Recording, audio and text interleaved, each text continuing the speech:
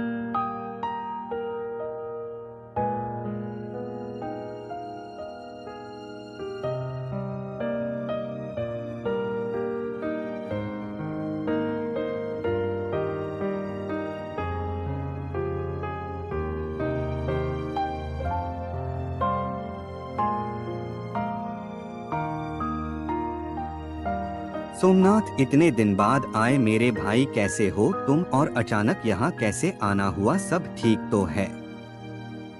गोपाल, हाँ सब ठीक है। आज मैं तुमसे कुछ मदद लेने आया हूँ। ये मेरा बेटा रवि है, यही शहर में ही पढ़ता है, लेकिन रोज रोज शहर से आने जाने में बहुत वक्त बर्बाद हो रहा है। तुम्हारे पास कोई घर खाली हो तो किराए में तो बड़ी मेहरबानी होगी, वही सोचकर हम तुम्हारे पास आए हैं। तुम हमारे घर के हो तो मैं भी निश्चिंत रहूंगा। इसमें मेहरबानी की क्या बात है, रवि मेरे बेटे जैसा ही है। चलो मैं तुम लोग को घर दिखाता हूँ।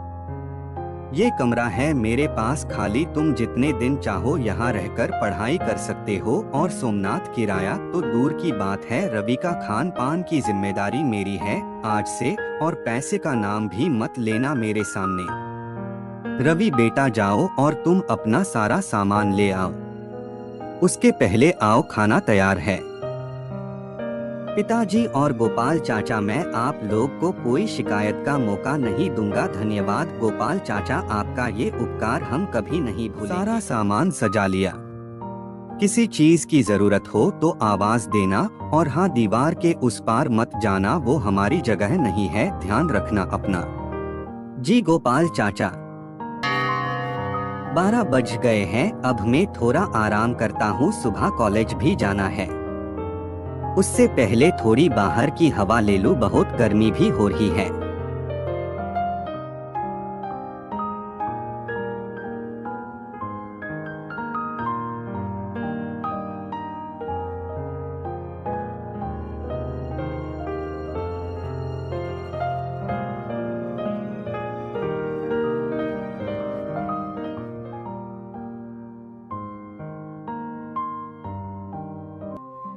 बाहर इतनी ठंडी हवा हो रही है, लेकिन कमरे के अंदर तो बहुत गर्मी हो रही है।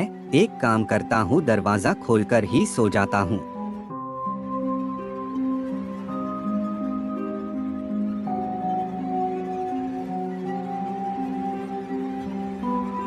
ये लड़की कौन है और मुझे इस तरह से क्यों देख रही है?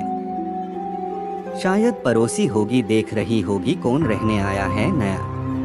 मैं सोने जाता हूँ अब।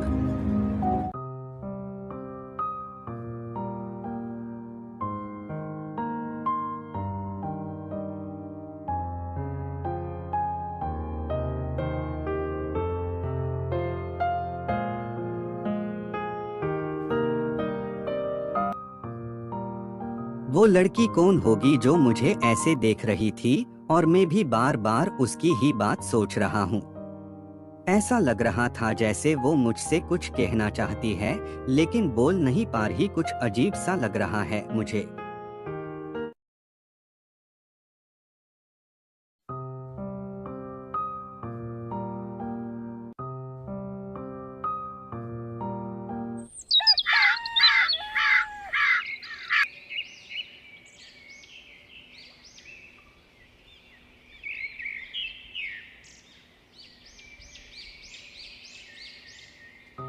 रवि बेटा, मैं 2 दिन के लिए गांव जा रहा हूँ, तुम अपना ध्यान रखना और कुछ काम हो तो चाची को बोलना, मैं चलता हूँ अब। मैं क्या करूँ चाचा से पूछूं कल रात जो लड़की थी वो कौन है?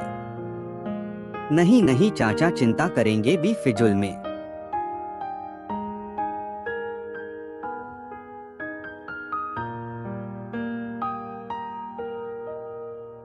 ये घड़ी सिर्फ रात के 12 बजे का ही टाइम दिखाती है, पूरे दिन बंद रहती है। अब मैं मुंह हाथ धोकर सो जाता हूँ। क्या वो लड़की आज भी वही खड़ी होगी? और अगर खड़ी होगी तो मैं पूछ ही लूंगा वो कौन है और कहाँ रहती है, उसका घर कौन सा है।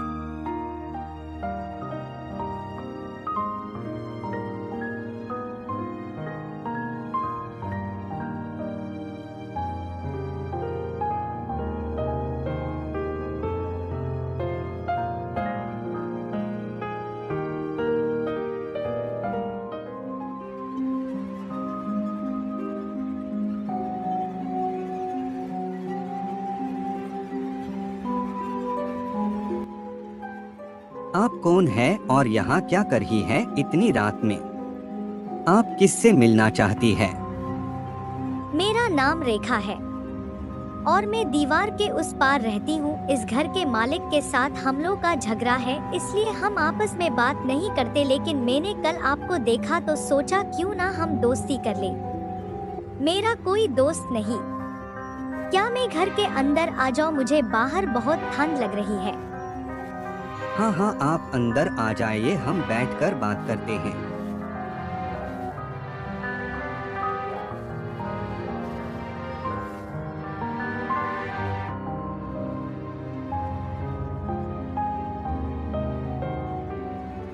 पता नहीं क्यों अभी तक तो बहुत गर्मी थी, लेकिन अचानक से मौसम बदल गया। अजीब है बहुत। हाँ, यहाँ का मौसम रात के 12 बजे के बाद बदल जाता है।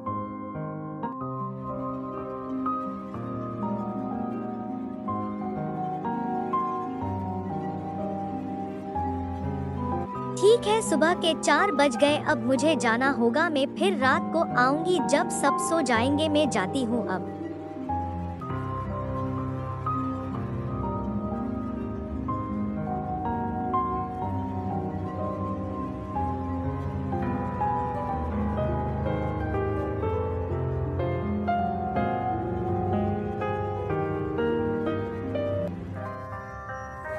मैंने उससे ये तो पूछा ही नहीं वो रहती कहाँ है, उसका घर कौन सा है। अचानक से कहाँ गायब हो गई, 1 सेकंड ही तो लगा मुझे बाहर आने में। शायद ज्यादा दूर नहीं रहती होगी। मैं जाकर थोड़ा सो लेता हूँ, सुबह होने आई है।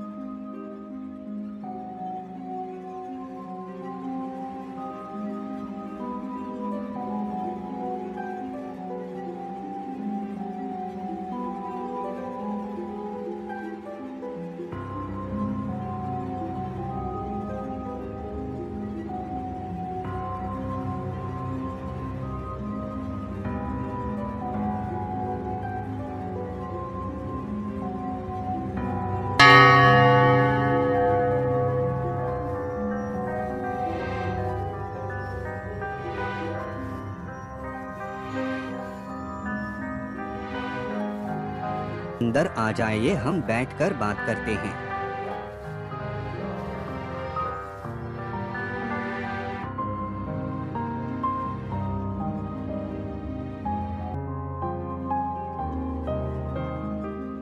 मैं कल आपके पीछे बाहर गया था, लेकिन आप 1 सेकंड में कहाँ गायब हो गए।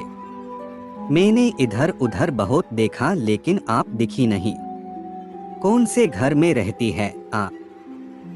किसी दिन बताऊंगी मैं कौन से घर में रहती हूँ। हम कोई और बात करते हैं। आज आप कॉलेज क्यों नहीं गए? लेकिन आपको कैसे पता चला मैं कॉलेज नहीं गया? वो भी मैं एक दिन बताऊंगी मुझे कैसे सब पता चल जाता है। हम कुछ और बात करते हैं। ठीक है, सुबह के 4 बज गए, अब मुझे जाना होगा। मैं फिर रात को आऊंगी जब सब सो जाएंगे। मैं जाती हूँ अब।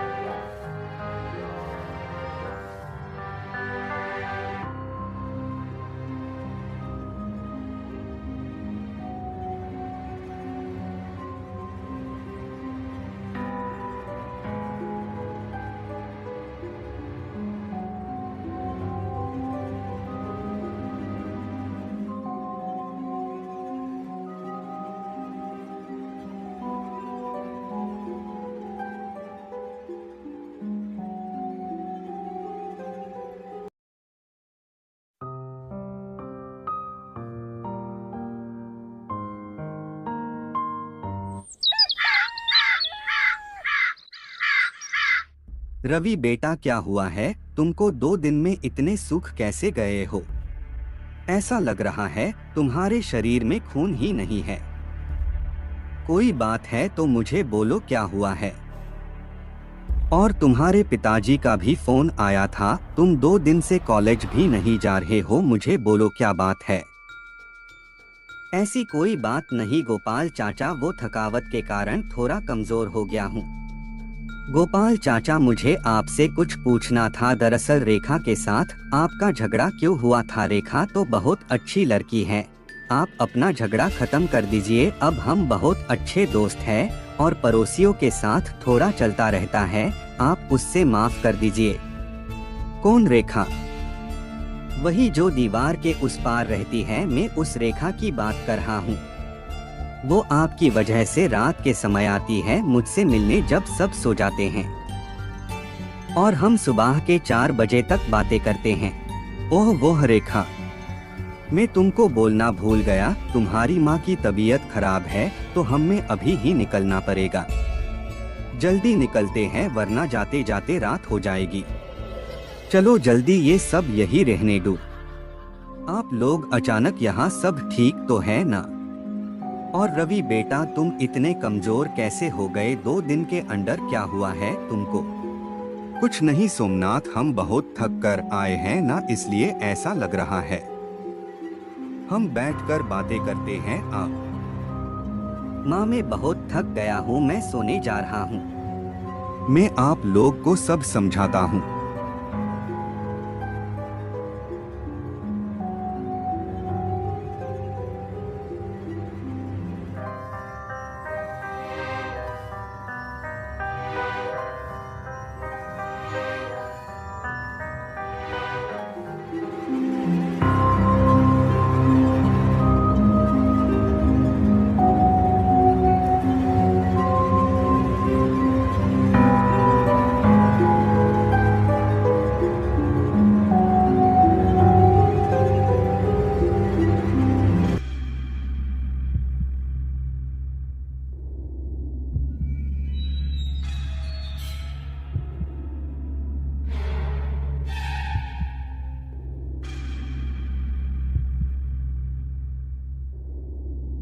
रेखा, तुम यहाँ कैसे आई?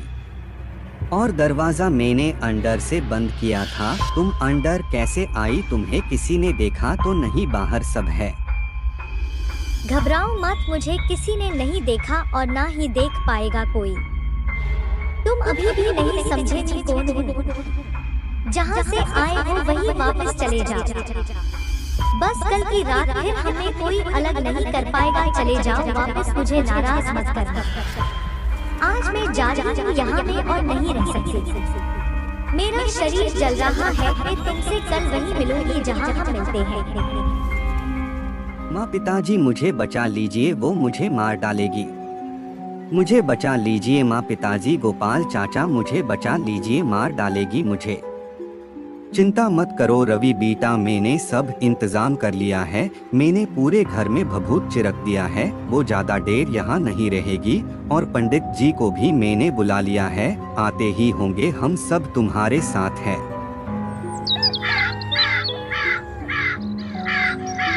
मैंने आप सब की बातें सुन ली है, लेकिन इस लड़के के पास सिर्फ 1 दिन ही है। कल वो चुड़ैल इससे ले जाएगी। लेकिन उससे बचने का सिर्फ और सिर्फ एक ही तरीका है। बेटा, तुम्हें अपनी जान की बाजी लगानी होगी। उस चुड़ैल को जैसे भी करके उसके असली रूप में लाना होगा और उस ही कमरे में। जैसे वो चुड़ैल अपने असली रूप में आएगी, मैं उसको जलाकर राख कर दूंगा और वो हमेशा के लिए तुम्हारी जिंदगी से चली जाएगी, लेकिन जोखिम तुमको उठानी पड़ेगी। मैं अपनी जिंदगी बचाने के लिए कुछ भी कर सकता हूँ। वैसे भी मेरे पास तो सिर्फ एक दिन ही बचा है। एक आखिरी कोशिश कर लूँ खुद को बचाने के लिए। आप सिर्फ मुझे बोलिए मुझे क्या करना होगा। ठीक है, तो हमें सुबह होते ही वहाँ जाना होगा और मैं जैसा कहता हूँ तुम्हें वैसे ही करना होगा। तुम चिंता मत करना, हम सब तुम्हारे साथ ही रहेंगे, लेकिन कोई महिला वहाँ नहीं रहेगी। वहाँ कुछ भी हो सकता है। रेखा, तुम आ गई।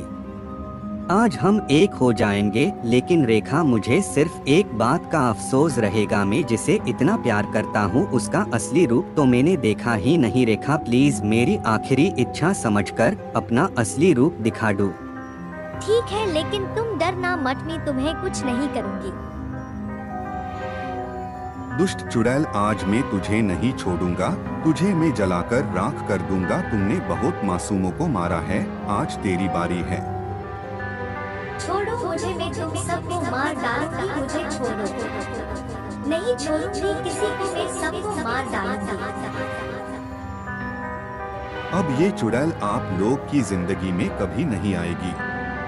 आप लोग अब सब सुरक्षित है। रवि बेटा, अब इस चुड़ैल से डरने की कोई जरूरत नहीं, अब वो कभी नहीं आएगी।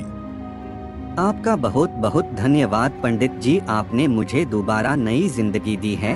आज गोपाल चाचा, आपको भी बहुत धन्यवाद। अगर आप सब आज नहीं होते तो मैं भी जिंदा नहीं होता। धन्यवाद आप सभी को।